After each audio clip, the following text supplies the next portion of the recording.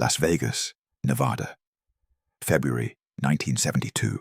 The International Hotel showroom smelled like cigarette smoke and cleaning solution, both fading into the recycled air that moved through corridors that never saw daylight. Marcus sat in the staff break room, doing homework he couldn't concentrate on, waiting for his mother to finish her shift. She'd been cleaning the venue for 3 years, mopping stages, wiping down seats, emptying ashtrays from dressing rooms where famous people sat. It was honest work that paid barely enough and left her exhausted by dawn. On school nights when she couldn't afford a babysitter, she brought Marcus with her, told him to stay in the break room, do his homework, don't wander, don't touch anything, don't make her regret bringing him. Marcus was 14 years old and invisible. At school, he was the kid who sat in back and said nothing. At home, he was the kid whose father had left and whose mother worked nights and slept days. The only thing that made him feel real was rhythm, tapping pencils, drumming on desks, keeping time to songs on the radio, with hands that wanted to hit something, anything, that would make sound that mattered.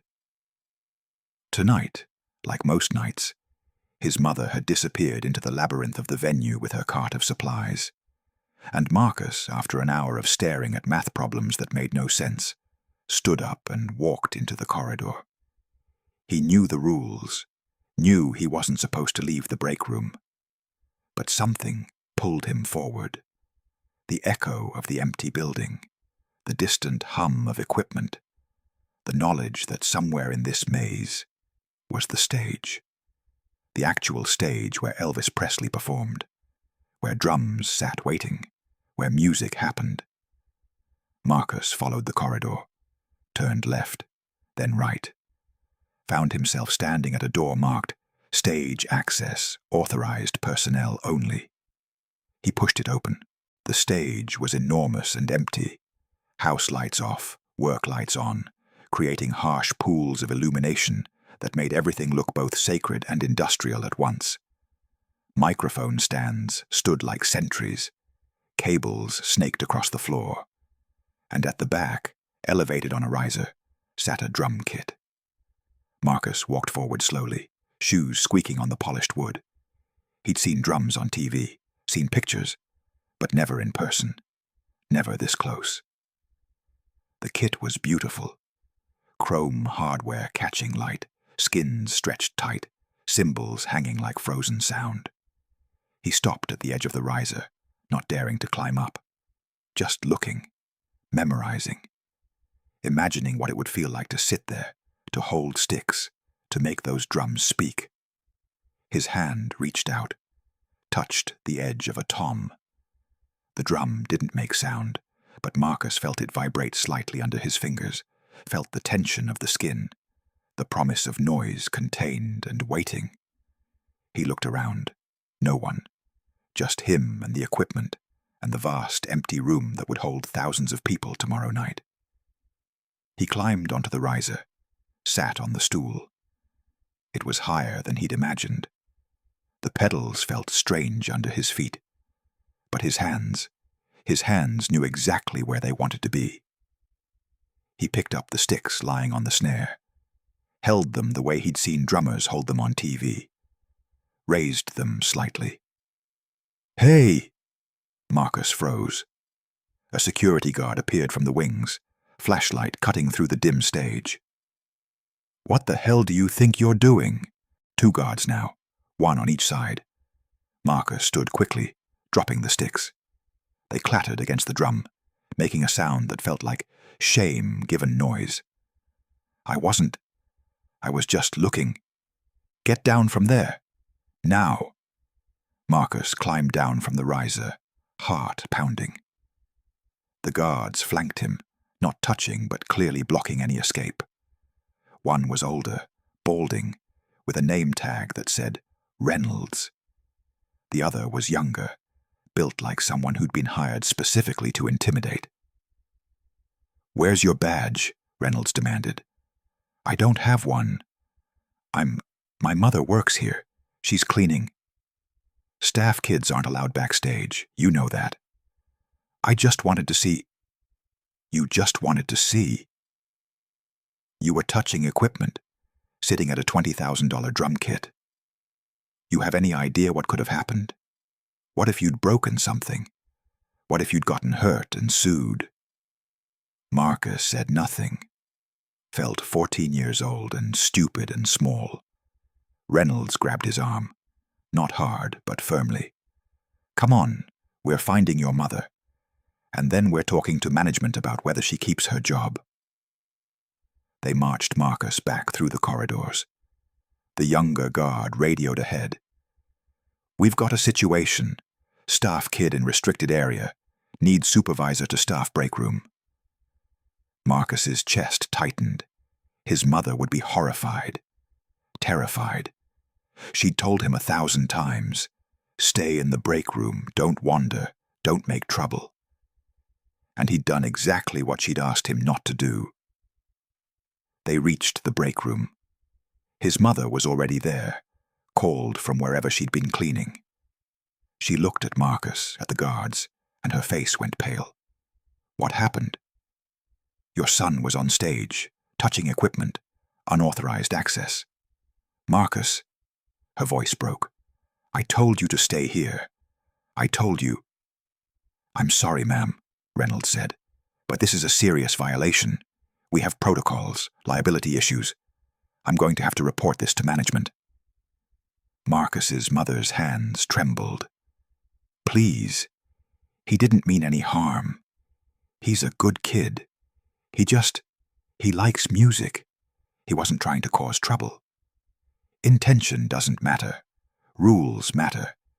If we let staff kids roam backstage, we've got a liability problem. Please don't report this. I need this job. We can't afford. Marcus watched his mother beg. Watched her lose dignity in front of strangers. Felt the weight of his stupid curiosity crushing both of them. Then a voice from the doorway said, What's going on here? Elvis Presley stood in the doorway wearing rehearsal clothes. Dark slacks, a shirt half unbuttoned, hair slightly messy. He'd been walking back from somewhere, probably the dressing room, and had heard the commotion. Reynolds straightened. Mr. Presley, sorry to disturb you. Just dealing with a minor security issue. Staff kid got into a restricted area. Elvis looked at Marcus, at his mother, at the guards. What restricted area? The stage, sir. He was on the drum riser, touching equipment. Elvis's expression didn't change. He break anything? No, but... He steal anything? No, but that's not the point. He's not authorized. I'm asking what the actual problem is. Not what could have been a problem. What actually happened. Reynolds hesitated. He was sitting at the drums, holding sticks. Elvis looked at Marcus. That true? Marcus nodded, not trusting his voice. Why? I wanted to see them. I've never been near real drums before. You play? No, sir. I like rhythm. I practice on desks and stuff. But I've never touched actual drums. Elvis studied him for a long moment, then looked at the guards. So let me understand. This kid, whose mother works here cleaning up after all of us, snuck onto the stage because he wanted to see the drums. Didn't break anything. Didn't steal anything. Just sat there. And we're talking about firing his mother over it. Mr. Presley, with respect, we have rules. I understand rules.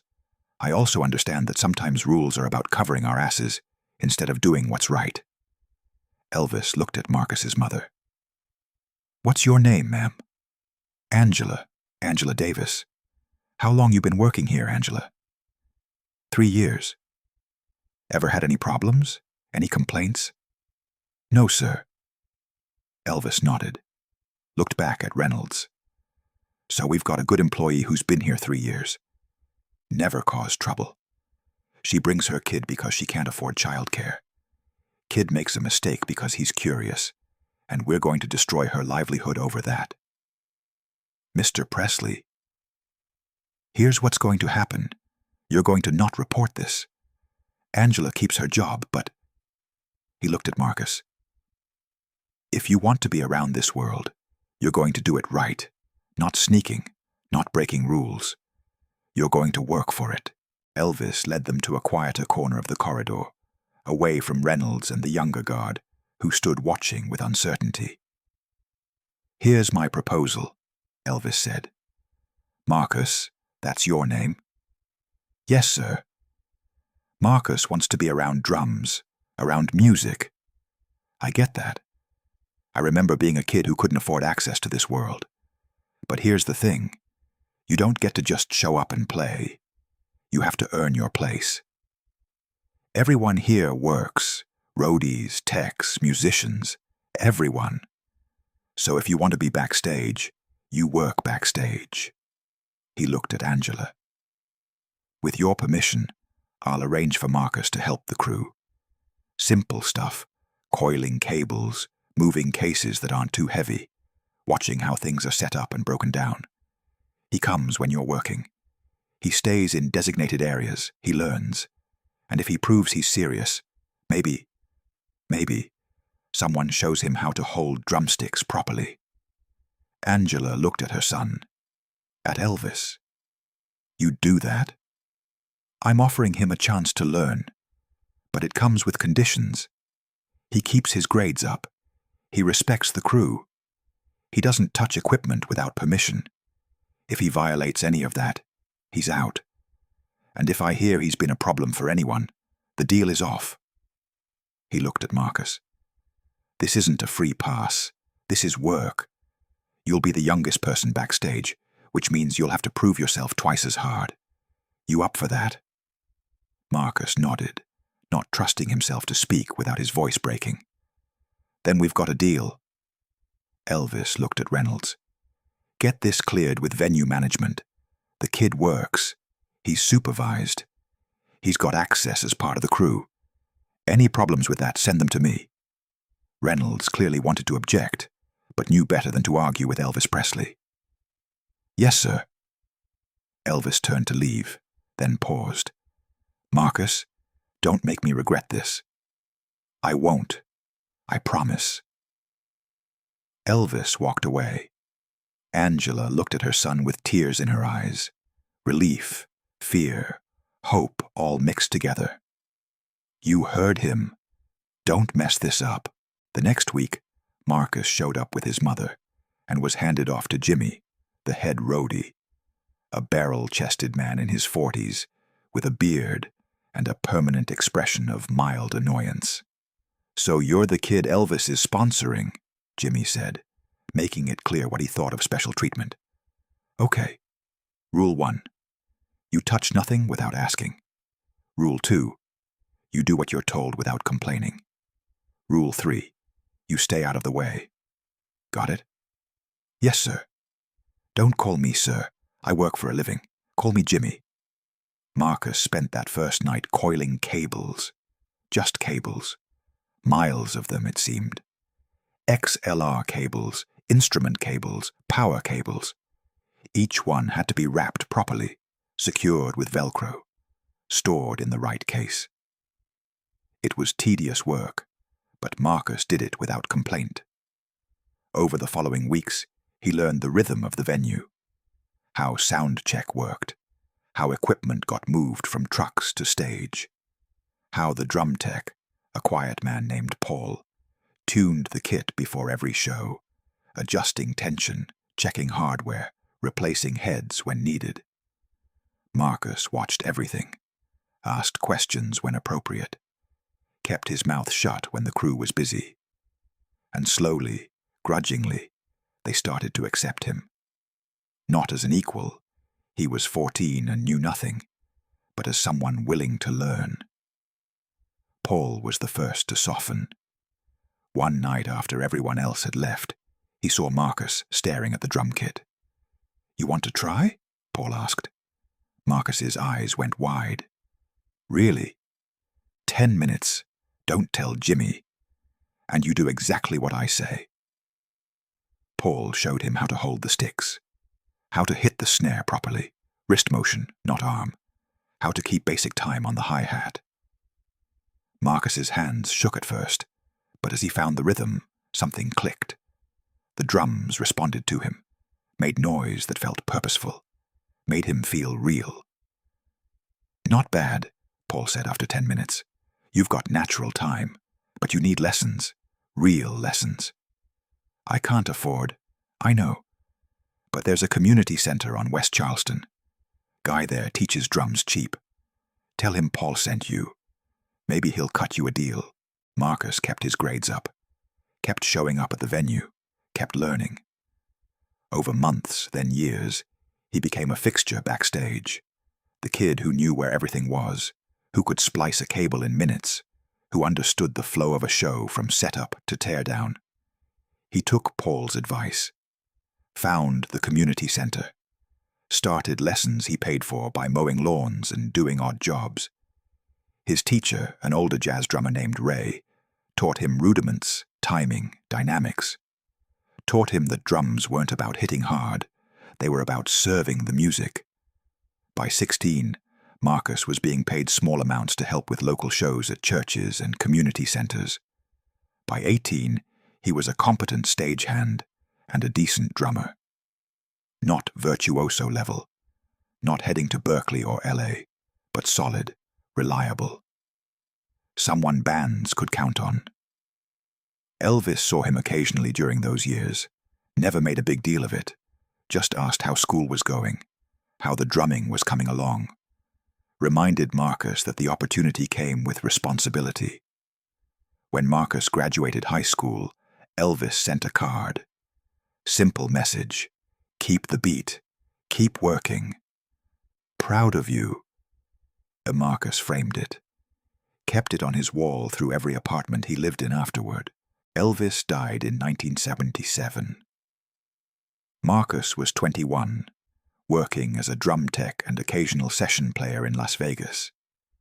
The news hit him harder than he'd expected, not because they'd been close, they hadn't been, but because Elvis had been the hinge point of his entire life. The moment when being thrown out had turned into being brought in. Marcus kept working, played in bar bands, toured with small acts, built a reputation as someone who showed up, did the work, didn't cause drama. By his 30s, he was teaching beginners at a music store. By his 40s, he'd opened a small rehearsal space on the east side of Vegas. And then he started noticing the kids, the ones who hung around outside, the ones who looked through the window at the drums the way he'd once looked through the window at Elvis's stage, the ones who clearly couldn't afford lessons, but wanted desperately to make noise. Marcus started offering free Saturday workshops, called them rhythm circles, brought in cheap practice pads and donated sticks, let kids who'd never touched an instrument learn basic beats, taught them that rhythm was about discipline and listening, not just hitting things. Some kids came once and never returned, but some kept coming. And Marcus made them the same deal Elvis had made him. You want to be here, you show up on time, you work, you respect the space. You do that, I'll teach you everything I know. One Saturday afternoon, a 13-year-old named Jamal showed up late, sullen, clearly sent by a social worker who thought music might help. Marcus recognized the look immediately. The same look he'd had at 14, the same hunger mixed with defiance, the same sense of being invisible. After the session, Marcus asked Jamal to stay for a minute. "You like drums?" Marcus asked. Jamal shrugged. "They're okay." "Just okay?" "I don't know. I've never really played, just messed around on desks at school." Marcus smiled. "That's how I started." He told Jamal the story, about sneaking onto the stage, about the security guards, about his mother's terror, about Elvis intervening, about the deal that changed everything. "The point isn't that Elvis was famous," Marcus said. "The point is that he saw me, saw a kid who wanted something but had no path to it. And instead of just giving me access, he made me work for it. Taught me that this world doesn't owe you anything. But if you show up and put in effort, people will give you chances.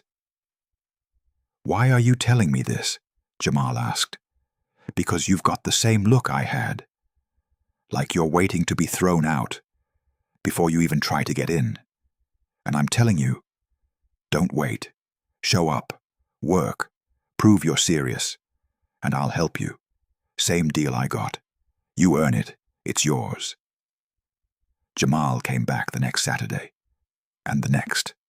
And over time, he stopped being sullen and started being focused, started asking questions, started practicing. Marcus is 58 now. His rehearsal space is still open, though the neighborhood has changed around it. The rhythm circles still happen every Saturday. Some weeks 3 kids show up, some weeks 15. All of them are there because they can't afford private lessons. All of them are there because Marcus says the same thing to each. Show up, work, respect the space. That's the deal. He's trained maybe 60 kids over the years. Some stuck with it, some didn't. But the ones who did, they're playing in bands, teaching others, working stages across the country. And when people ask them how they started, some of them tell the story about the free workshop run by a guy named Marcus, who believed in second chances. Marcus still plays, still works local gigs when they come, still remembers being 14 and terrified, and convinced his mother would lose her job because he'd wanted to touch drums. Late at night, after the kids have gone and the rehearsal space is quiet, Marcus sometimes sits at his own kit, a modest setup, nothing fancy, and plays the same simple beat Paul taught him 30 years ago. 4 on the floor, hi-hat keeping time, snare on 2 and 4. It's the foundation, the bass line, the rhythm that everything else is built on. And every time he plays it, he remembers. Someone saw him. Someone decided he was worth investing in. Someone gave him a path instead of a door slammed in his face. Elvis didn't make Marcus a star, but he made him a drummer, a teacher, a man who opens doors for kids who think doors don't open for people like them. That's what echoes. That's what lasts. Not the fame, not the stage. Just the beat, passed forward, generation after generation, kept alive by people who remember being thrown out and decided, when their turn came, to bring someone in instead. The drums sit waiting. The door stays unlocked. And the beat, the simple, steady, foundational beat, keeps going. Because that's what Marcus learned backstage in 1972. You don't have to be perfect to matter. You just have to show up, work hard, and pass it forward. That's the deal. That's what Elvis taught him, and that's what he's been teaching ever since. The beat carries everything. You just have to be willing to keep it.